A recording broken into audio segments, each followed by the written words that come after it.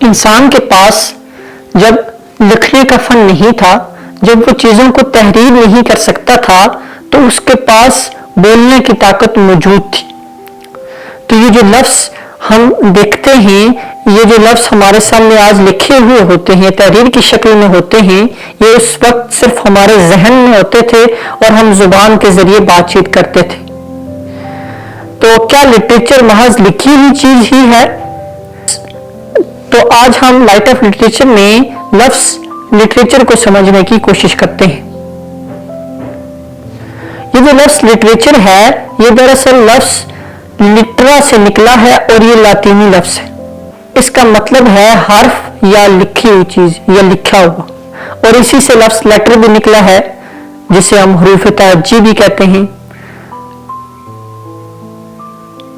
تو یہ جو لفظ لٹرا ہے، یہ بعد میں ترقی کرتے کرتے لٹریچر بنا۔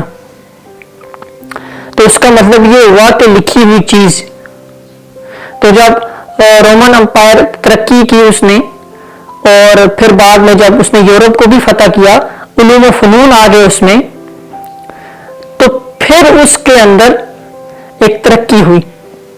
تو وہاں پر یہ جو لفظ لٹریچر تھا، اس نے مزید وسعت پائی اور اس کے معنی پھیلتے چلے گئے۔ اور پھر جب انگریزی ادب بعد میں پیدا ہونا شروع ہوا، انگریزی زبان بننے کے بعد، تو وہاں پر لٹریچر کا مطلب یہی لیا جانے لگا کہ لکھی ہوئی چیز، لیکن جس میں جذبہ، خیال، اس کی ترسیل ممکن ہو۔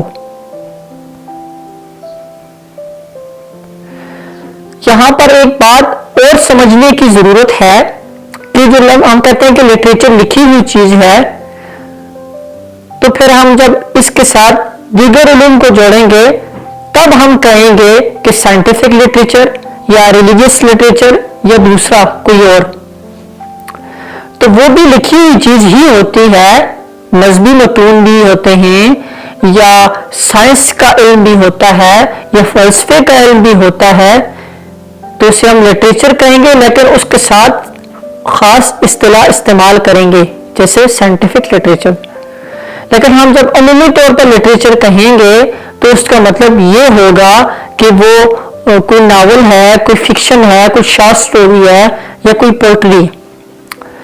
تو لٹریچر کا وہ مفہوم جو اردو میں ادب کا مطلب استعمال ہوتا ہے، وہی انگریزی میں لٹریچر کا معنی ہم استعمال کرتے ہیں، یعنی ایک خاص فن جس کے ذریعے چیزوں کا اظہار ہو رہا ہے۔ Written works, especially those considered of superior or lasting artistic merits. تو اس کا مطلب یہ ہوا کہ اس میں کسی فن کا اظہار کیا جائے گا، یعنی تو اس کا مطلب یہ ہوا کہ اس میں کسی خاص فن کا اظہار کیا جائے گا۔ آرٹسٹکس میرٹ ہوں گے، یعنی وہ بنیادیں، وہ ادب کی بنیادیں اس میں موجود ہوں گی جو ہر لٹریچر میں پائی جاتی ہیں، جو دنیا کے ہر ادب میں پائی جاتی ہیں۔ تو لہذا اب لٹریچر کا مطلب ایک وسیع معنوں میں ہم استعمال کرتے ہیں، جس طرح اردو میں ادب کا لفظ استعمال کرتے ہیں۔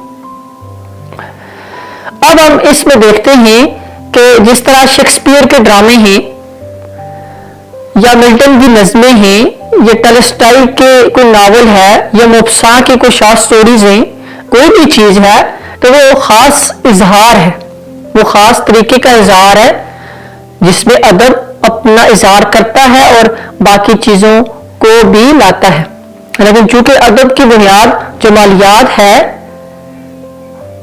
جمالیات کا اظہار ہے، لہذا وہ اس میں بنیادی چیز پائی جا رہی ہوگی۔ شروع میں کہا تھا یہ جو لفظ لٹرا ہے، یہ لفظ لٹریچر بنا تو اس سے مختلف حروف اور بھی بنے۔ لٹریسی کا ہم لفظ استعمال کرتے ہیں، پڑھے لکھے لوگوں کے لیے لٹریسی کا لفظ استعمال کرتے ہیں، تو اس کا مطلب یہ ہوا کہ وہ لوگ جو سویلائزڈ ہوں، جو تھوڑا سا پڑھے لکھے ہوں، جن میں سمجھ بوجھ ہو، جو شعور رکھتے ہوں، تو وہ بھی ایک خاص طرح سے ان معنوں میں استعمال ہوتا ہے۔ لیکن چونکہ لٹریچر خاص محض لکھی ہوئی چیز ہی نہیں ہے، بلکہ یہ ایک انسانی تاریخ میں مختلف طریقوں سے اس کی وارداتیں ہوئی ہیں اور یہ منتقل ہوتی رہی ہے۔ فوک لٹریچر کا ہم لفظ استعمال کرتے ہیں جو کسی کلچر میں خاص طرح سے پایا جاتا ہے تو ضروری نہیں ہے کہ وہ لکھا ہی ہوا ہو، لیکن چونکہ لکھنے کی سطح اس وقت آتی ہے جب زبان ترقی کر چکی ہوتی ہے تو پھر ادب لکھا جاتا ہے کسی زبان کا، پھر پہلے شاعری لکھی جاتی ہے اور پھر نثر۔ یہ انسانی تاریخ میں اسی طرح سے ہوتا چلا آ رہا ہے۔ تو لہذا لٹریچر جو ہے وہ وسیع معنی رکھتا ہے اور لٹریچر اپنے اندر وہ تمام چیزیں سموئے ہوئے ہے جس میں سلیقہ ہے، جس میں ایک تہذیب ہے، ایک ترتیب ہے، ایک خوش اخلاقی ہے۔